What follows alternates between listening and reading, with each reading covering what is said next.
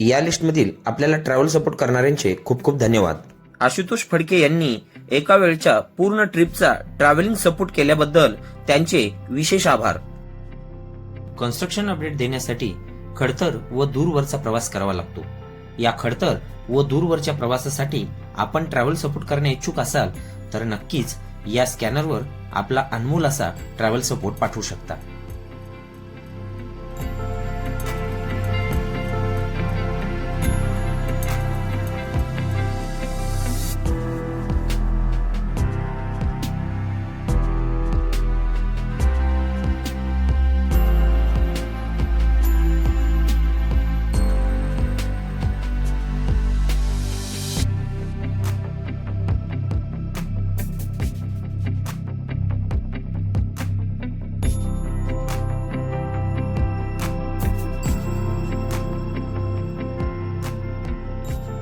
नमस्कार, good morning मंडळी. पुन्हा एकदा आपल्या सर्वांचं हार्दिक स्वागत आहे गजानन चव्हाण व्लॉग यूट्यूब चॅनलवरील एका नवीन व्हिडिओमध्ये.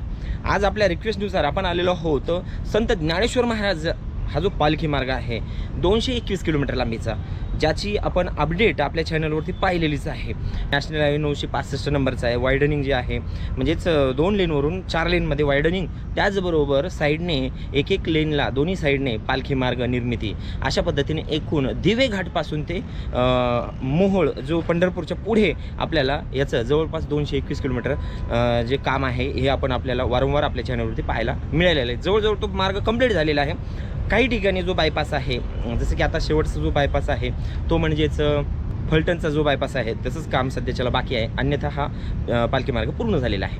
आपण याविषयी का बोलत आहोत? कारण की त्याचा जो मिसिंग भाग होता तो भाग म्हणजेच दिवे घाट ते हडपसर अशा पद्धतीनं 13.25 किलोमीटर लांबीचा हा जो पार्ट होता ह्याचं वायडनिंगचं काम बाकी होतं. ते काम मला वाटतं जवळपास 2 वर्षापासून किंवा 3 वर्ष झालं त्याला सुरू.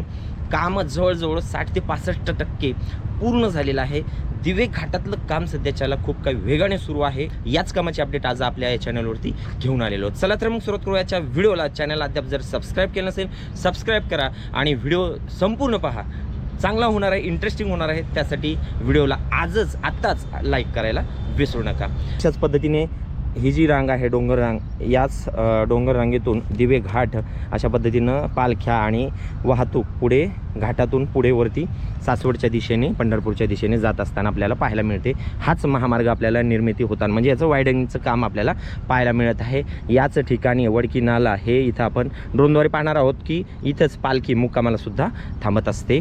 आणि आता या ठिकाणी पाहत आहोत हे काम जे फ्लायओव्हर आहे तर ह्या पुलाचं काम पण जवळजवळ पूर्ण झालेलं आहे.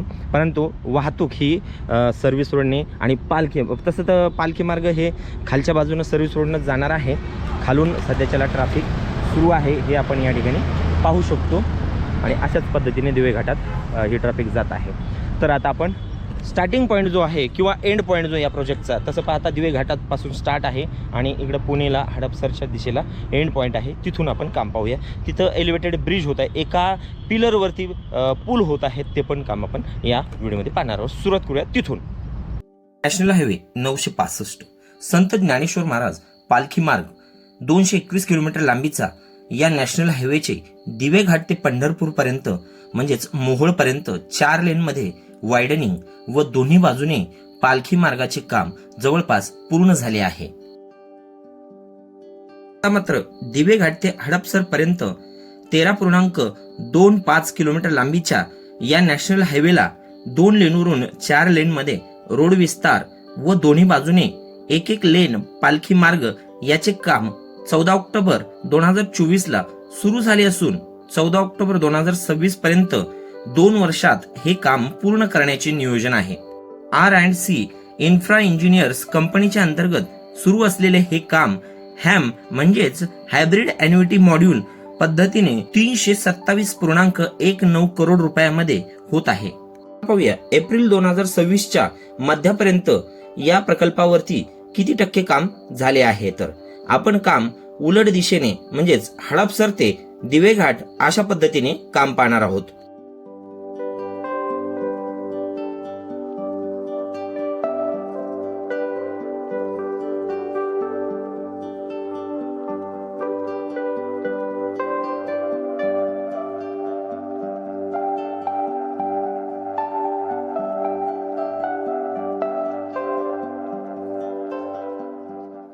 सुरुवातीलाच या ठिकाणी होत आहे एकाच पिलरवर निर्माण होणारा एलिव्हेटेड ब्रिज, ज्याच्या सुरुवातीच्या 2 पिलर व पुढील 4थ्या व 5व्या पिलरवर पियर कॅपसाठी शटरिंगचे काम सुरू आहे.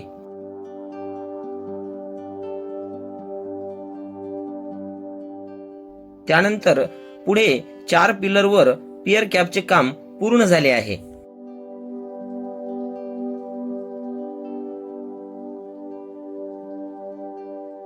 तर या ठिकाणी 2 पिलरचे काम बाकी असल्या कारणाने फाउंडेशनसाठी या ठिकाणी खड्डे खणण्यात आलेले दिसत आहेत.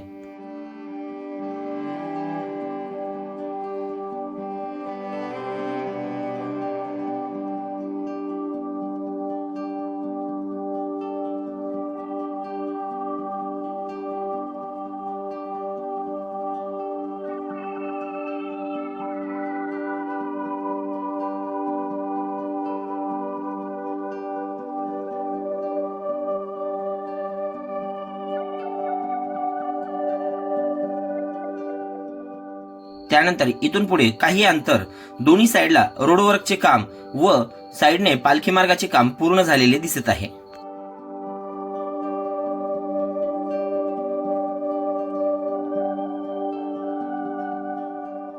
आता आपण आलेलो आहोत वडकी या ठिकाणी. येथे एका अंडरपासचे काम सुरू आहे. या अंडरपासच्या दोन्ही बाजूच्या अप्रोच रोडवरती बिटुमिनचे काम पूर्ण झाले असून अंडरपासच्या मुख्य स्पॅनवर गर्डर बसवण्यात आले आहे व लवकरच यावरती डेक स्लॅबचे काम देखील सुरू होणार आहे.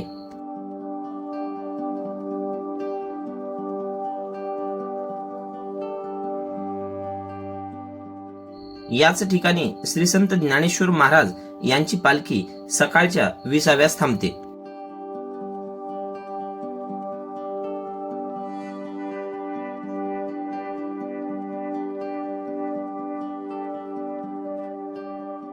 इथून पुढे दिवे घाटाच्या पायथ्यापर्यंत दोन्ही बाजूचे काम पूर्ण झाले आहे.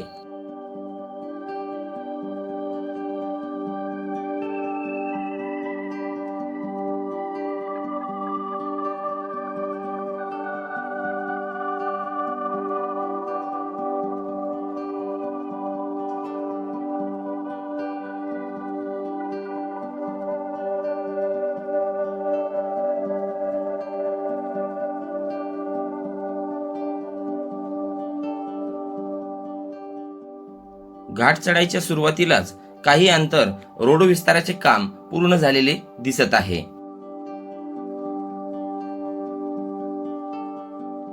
तर इथून पुढे मात्र रोड विस्ताराकरता हिल कटिंगचे काम सातत्याने सुरू आहे व दररोज दुपारी हा घाट काही वेळापुरता बंद करण्यात येतो, कारण की हिल कटिंग करिता ब्लास्टिंग केल्या जात असते.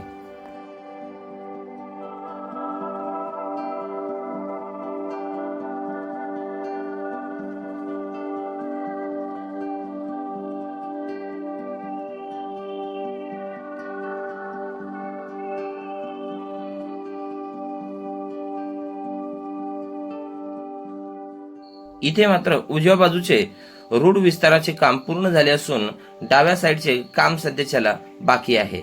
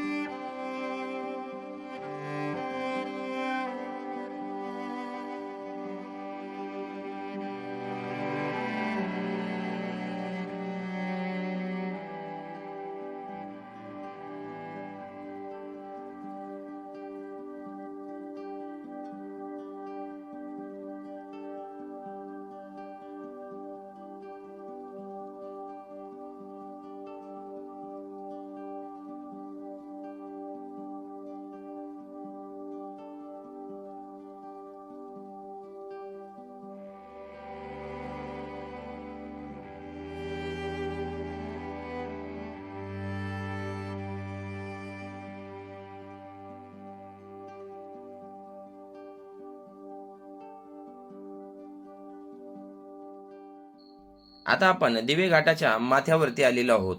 या ठिकाणी आपल्याला भव्य अशी विठ्ठलाची मूर्ती पाहायला मिळेल.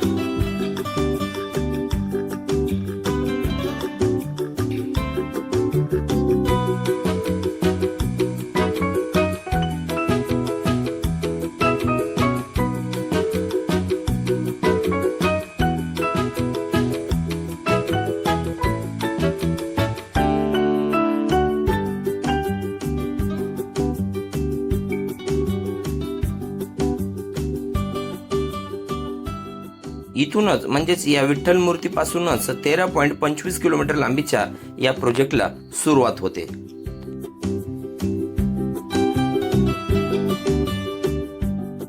तर इथून पुढे हा पालखी मार्ग सासवड, पंढरपूर, मोहोळच्या दिशेने जातो व या पालखी मार्गाचे आणि रोड विस्ताराचे काम पूर्ण झालेले आहे.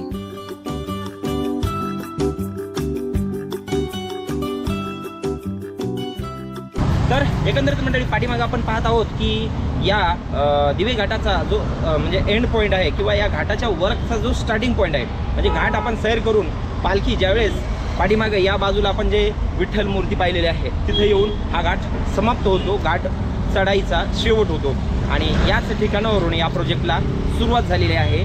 जे 2 लेनवरून 4 लेनमध्ये वायडनिंगचं काम आणि पालखी मार्गाचं काम, हे काम या ठिकाणाहून याच पॉईंटला आपण जे पाहत आहोत की इथं हा स्टार्टिंग पॉईंट आहे पहा या प्रोजेक्टचा. कारण की इथून पुढे या दिशेला हे काम पूर्ण झालेलं आहे. अगोदरच जो 221 किलोमीटर लांबीचा हा पंढरपूरच्या दिशेने मार्ग जातो आहे पालखी मार्ग, परंतु हा मिसिंग जो भाग होता तो म्हणजेच इथून घाटातला जो भाग आहे हडपसरपर्यंतचा, याचं वर्क आता 2024 पासून सुरू झालेलं आहे आणि म्हणजेच याचं काम 2026च्या एंडपर्यंत पूर्ण होणार आहे असं या ठिकाणी प्रोजेक्टची जी डेडलाईन आहे त्यावरून आपल्याला सांगता येईल. परंतु मी तर म्हणजे या पालखीच्या वेळपर्यंत या घाटातलं काम पूर्ण होणं शक्य नाही आहे, कारण 60 ते 65% काम पूर्ण झालेले आहे. बऱ्याचशा ठिकाणी घाट कटिंगचं काम चालू आहे म्हणजे त्या ठिकाणी, आणि त्यामुळं हे काम आणखीन 2 महिन्यात पूर्ण होणं शक्य नाही आहे. तर चला तर मग अपेक्षा करूया की पुढच्या पालखीला हा जो घाट रस्ता आहे तो पूर्ण झाला पाहिजे. या व्हिडिओमध्ये आपण संपूर्ण घाटाचं जे प्रोग्रेस सुरू आहे त्याचं काम पाहिलेलं आहे. हा व्हिडिओ तुम्हाला नक्कीच आवडला असेल तर लाईक करा. अशाच पद्धतीची अपडेट पाहण्यासाठी आपल्या चॅनलला सबस्क्राईब जर अद्याप केलं नसेल तर सबस्क्राईब जरूर करा. पुन्हा भेटूया पुढच्या व्हिडिओमध्ये. तोपर्यंत बोला पुंडलिक वरदा, हर विठ्ठल, श्री गुरु ज्ञानदेव तुकाराम. जय हिंद, जय महाराष्ट्र, जय शिवराय.